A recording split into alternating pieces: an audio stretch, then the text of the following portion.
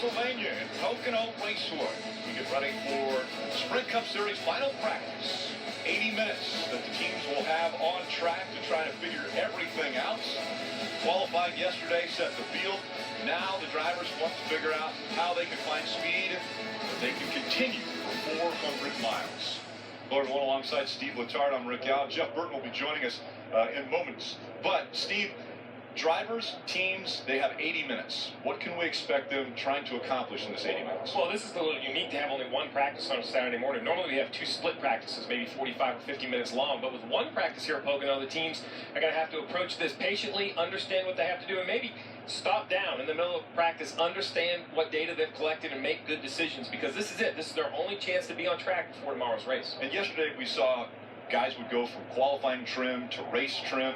They don't have to worry about those type of changes, but what kind of changes would we do in the middle of a practice? Well, what makes this track so difficult are the three very unique corners. Turn 1, Turn 2, and Turn 3 are very, very different, not only in speed, but in loading. So to set up for Pocono is always a compromise.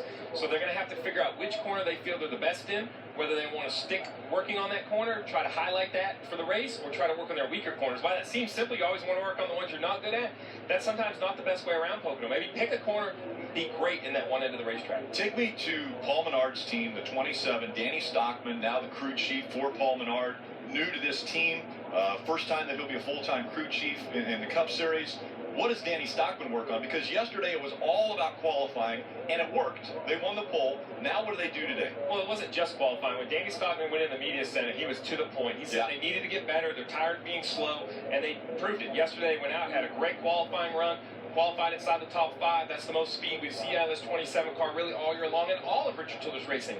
3 of them made the final round. They showed more consistent speed. So I think today you just have to carry over what you learned yesterday. Keep that same momentum, keep the same intensity. The expectations need to be higher. If you're going to run well, you have to be a fast race car. So it's Danny Stockman on the right and Hall of Famer Richard Childress on the left, on top of the hall, as they will be watching this practice and making adjustments as the cars begin to roll out onto the 2.5-mile Pocono Tricky Triangle. We welcome Jeff Burton into the broadcast. He made it back up here. Jeff, I know you were just out on the track in the Toyota Camry on-track car. What did you see with the track today? Track's in good shape. They had some weepers earlier. I think they had to drive, but right now I didn't see any weepers, didn't see any issues. So I think that's all good. And you know, I think one thing that we've forgotten a little bit about Pocono, we talked about it some, it's not smooth. Right. I mean, there's some definite bumps here that have developed since the repave, and I think that's a good thing. I think the bumps are making it more challenging for the teams and the drivers, and the more difficult it is for them, the more fun it is to watch. Did you turn a fast lap? I was about 52, 53-second lap. It's a good thing they weren't timing it. I would have heard a lot of things. You were the fastest. Mainly mine. Let's take a look now at Kevin Harvick, and we had mentioned Danny Stockman, now the crew chief for the 27 of Paul Menard. Kevin Harvick will have a different crew chief here because Rodney Childers was suspended after last week's race. Let's flash back to what took place at Indianapolis a week ago. On the left front, the tire changer, after he pulls the old tire off and goes to put the new tire on, he tries to hit all 5, but you can see the jack drops just as he was trying to hit, it looks like the 5th lug nut.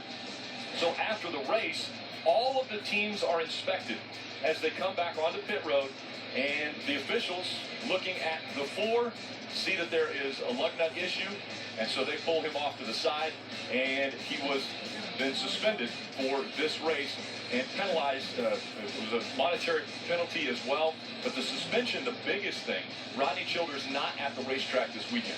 Yeah, and it's it's an unfortunate situation. We've seen this before with this lug nut rule. You know, this was self-policing. The teams, it was up to those guys to get 5 lug nuts, get them tight, and there was a lot of displeasure through the garage here over that. So NASCAR had to get involved. They created this rule. It's to the point.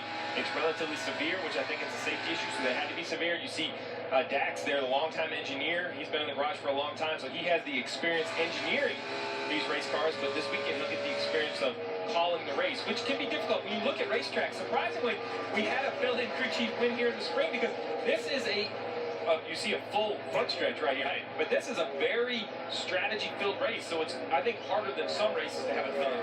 And rarely, Steve, do we see that many cars on the same straight on a practice day. It's pretty interesting.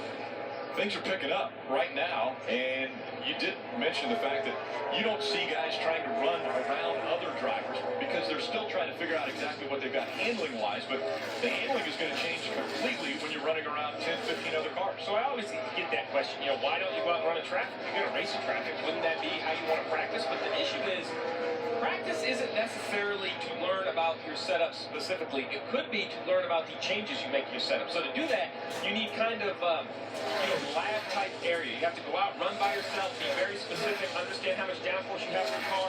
You may come in, change a shock or a spring. When you go back out, you want the same sort of situation. Because traffic is such a variety, Jeff. As a driver, it might be hard for you to tell what was changed. Yeah, we know that when you get in traffic, it's going to drive worse, period. I mean, it's not like it's a surprise. So because that Pocono and how unique it is, well, watch Casey Kane in the right box, watch his feet as he downshifts. He's going to give a little bit of throttle, downshifts. We're going to see every driver all day long shifting. Most drivers will shift all the way around the racetrack. You'll shift down this straightaway. You'll shift going into the tunnel turn. It's a necessity here. The straights are so long versus the corners that if you don't downshift, you don't have enough RPMs leaving the corners. So you can see right there, Casey Kane did not shift in the tunnel turn. We'll see as the race progresses what he does. We fortunate enough, they let us ride along. We had to watch and see how he changes his shifting pattern as the race and the speed changes. Jeff, I actually got to speak to Keith Rod and Casey Kane's crew chief. Before this practice, I asked them a little bit about qualifying, what they fought. They fought tight in qualifying. They felt like all the Hendrick cars except the 48 got tight, and that's what stopped them from improving on their qualifying position. But I said, hey, what have you guys been fighting week to week? This car has proven to be the 5 car, the slowest of the Hendrick cars on average throughout the season. And he said it's something different week in and week out, but our hardest thing, and this goes back a little bit what you guys are talking about, is passing cars. We seem to find speed when we're alone, but when we get up to another car, we get in that bubble where you can't seem to, you slow down to their speed, you can't seem to get past it. Before you know it, you're unable to pass them. He said that's something we've been working on. You see him right now running in traffic, maybe working on finding a way to pass you. Love the perspective that Parker brings to a broadcast. A driver has raced the ARCA Racing Series as well as the Camping World Truck Series at this very racetrack. It always amazes me how these drivers, they touch the brakes right before they get to the corner just to make sure they're there. It's kind of, I question who even knows he's doing it. A little bit of a pump just to make sure the pedal is there.